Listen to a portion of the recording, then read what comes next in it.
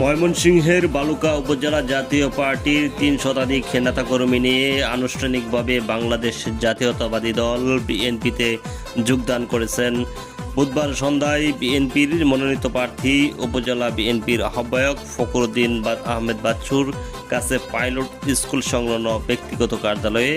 আনুষ্ঠানিকভাবে ফুলের তোড়া দিয়ে জাতীয় পার্টি থেকে বিএনপিতে যোগদান করেন। জেলা জাতীয় পার্টির সদস্য আবু জাফর এবি সিদ্দিক, বালুকা উপজেলা জাতীয় পার্টির সাধারণ সম্পাদক ফজলুল হকের নেতৃত্বে যোগদান করেন। এ সময় উপস্থিত ছিলেন জেলা বিএনপির যুগ্ম আহ্বায়ক রুহুল আমিন মাসুদ, উপজেলা যুবদলের সাধারণ সম্পাদক রাকিবুল হাসান রাসেল সহ নেতৃবৃন্দ।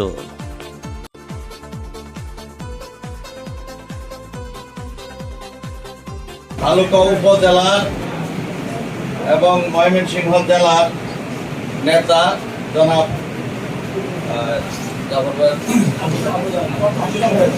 ময়মনসিংহ জেলার অর্থ বিষয়ক সম্পাদক জনাব আবু জাফর সাহেব এবং বালুকা উপজেলা শাখার সাধারণ সম্পাদক জনাব ফজলুল হক সাহেব এবং সাংগঠনিক সম্পাদক রফিকুল ইসলাম পাঠান, জেলার নেতা আবু বকর সিদ্দিক এবং জেলার নেতা আব্দুল মোতালেব সাহেব, মনির হোসেন সহ উল্লেখযোগ্য নেতৃবৃন্দ আজকে দীর্ঘদিন যাবৎ আমাদের সাথে আলাপ আলোচনা এবং মত বিনিময় হচ্ছিল এবং সেই মত বিনিময়ের এক পর্যায়ে আমরা একটি সমাবেশ করারও চিন্তা ভাবনা করেছিলাম। পরবর্তীতে আপনাদের নেতৃবৃন্দ সকলে ঐক্যমত পোষণ করেছেন যে আগে নেতৃস্থানীয় যারা আছে